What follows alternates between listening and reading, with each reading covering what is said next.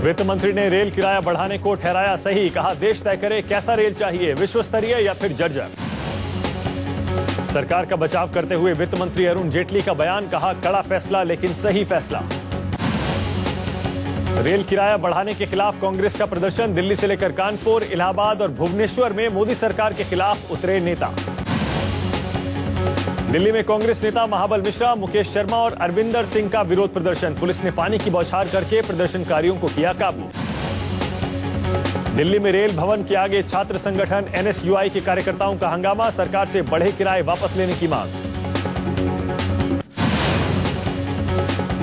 इलाहाबाद में समाजवादी पार्टी के कार्यकर्ताओं का चक्का जाम, इलाहाबाद में हावड़ा रेलवे ट्रैक पर बैठे एसपी कार्यकर्ता।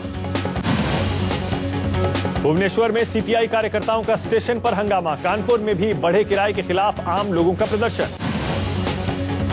लखनऊ में भी प्रधानमंत्री नरेंद्र मोदी का पुतला फूंका गया, मोदी पर लोगों से वादा खिलाफी का आरोप।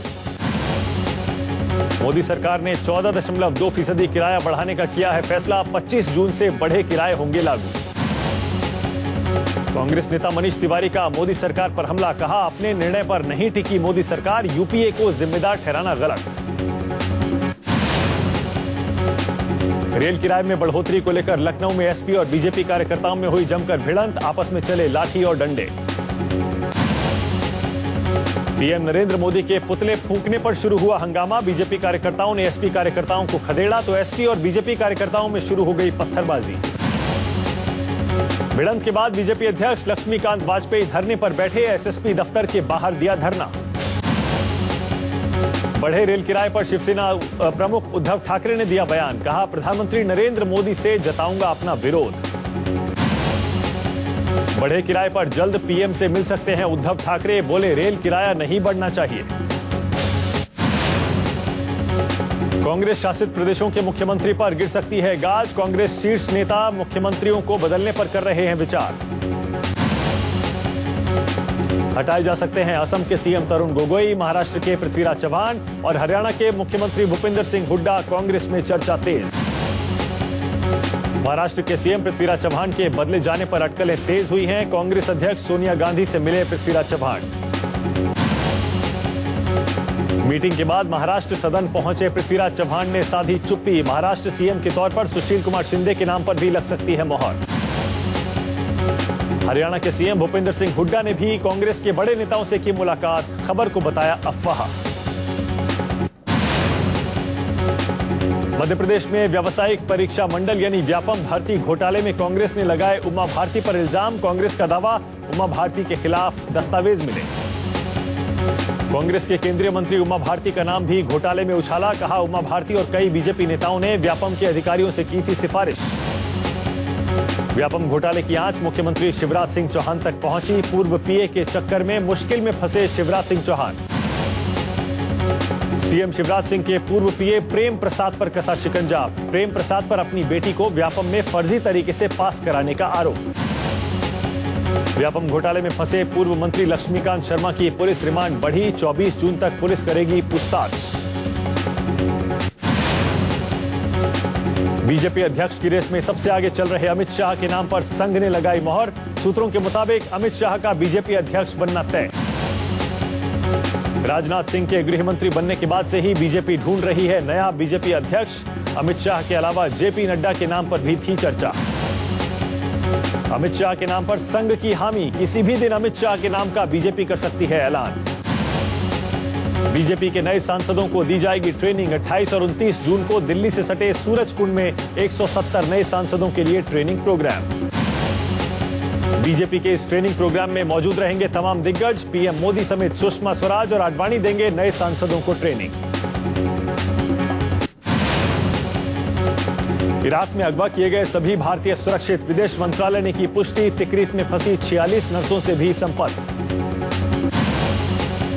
40 भारतीयों में से एक भारतीय आतंकियों के चंगुल से भागने में हुआ कामयाब, बगदाद में भारतीय दूतावास के संपर्क में है वो भारतीय। इराक के हिंसा प्रभावित क्षेत्रों में फंसे 16 भारतीय नागरिक भारत लौटे, सुरक्षित वतन वापसी पर खुशी की लहर। इराक में फंसे भारतीयों को लेकर पीएम नरेंद्र मोदी ने उच्च स्तरीय बैठक कर हालात का लिया जायजा।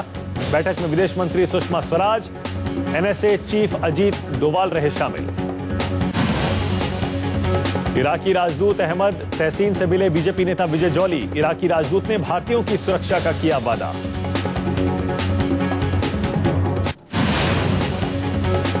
इराक में आईएसआईएस के आतंकियों ने फिर ढाया इराकी सैनिकों पर कहर। आतंकियों ने 30 सैनिकों की हत्या।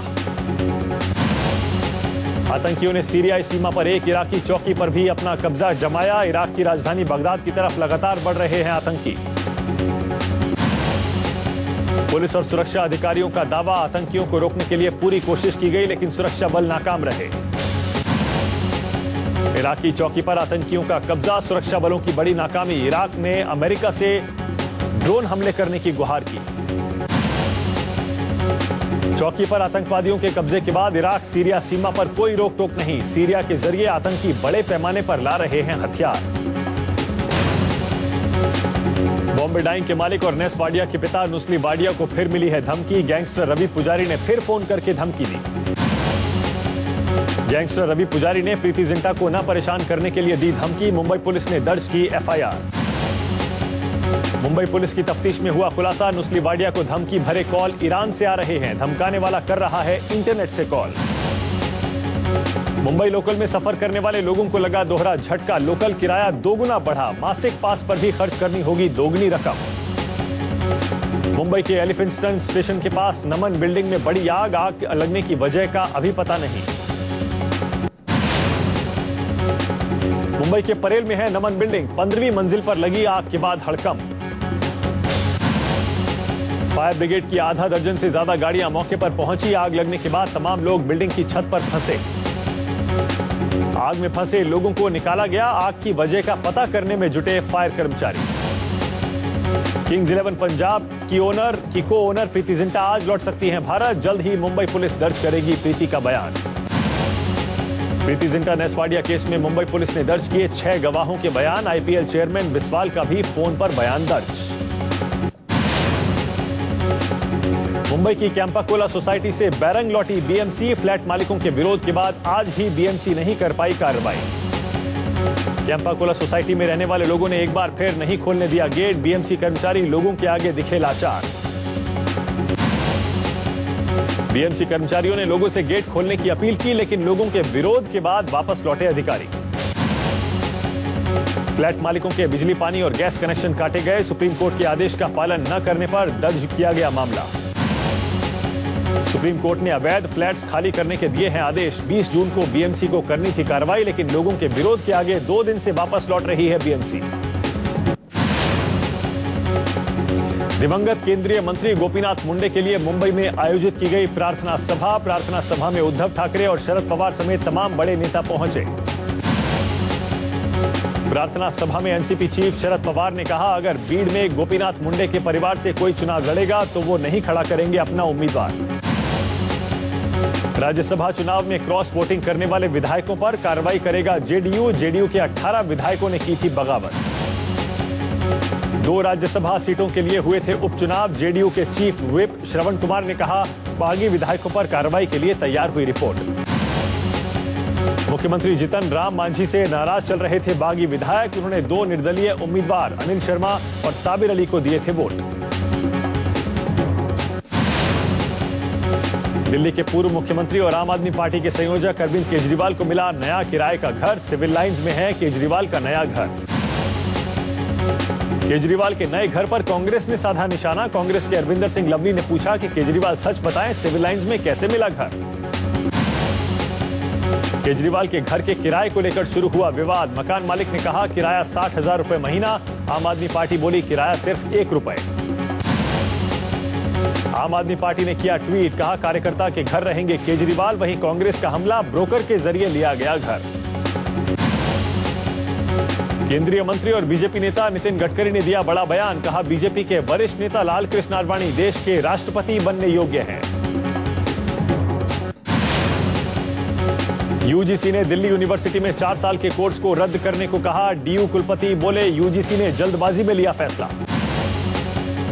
दिल्ली यूनिवर्सिटी में 4 साल के ग्रेजुएशन कोर्स का हो रहा था विरोध। छात्रों के साथ शिक्षक भी इस कोर्स को खत्म करने की कर रहे थे मांग। दिल्ली यूनिवर्सिटी के कुलपति ने यूजीसी के फैसले पर जताया ऐतराज। कहा, यूजीसी को अपने फैसले पर करना चाहिए दोबारा विचार।